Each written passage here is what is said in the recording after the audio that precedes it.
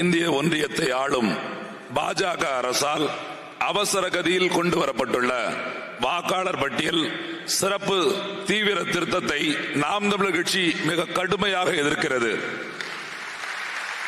எந்த திட்டமிடலும் தொலைநோக்கும் இல்லாது முழுக்க முழுக்க தங்களது வாக்கரசியல் கணக்குகளுக்காக குறுகிய காலத்தில் தமிழ்நாட்டில் கொண்டு வரப்பட்டு ஏறக்குறைய 1 கோடி வாக்காளர்களின் வாக்குரிமையை பறித்திருப்பது என்பது ஏற்கவே முடியாத சனநாயக படுகொலையாகும்.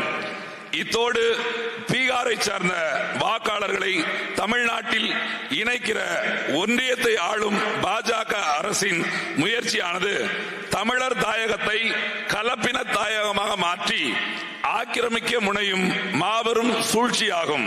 அதனை நாம் தமிழர் கட்சி இந்த பொதுக்குழுவின் வாயிலாக மிக கடுமையாக எதிர்க்கிறது.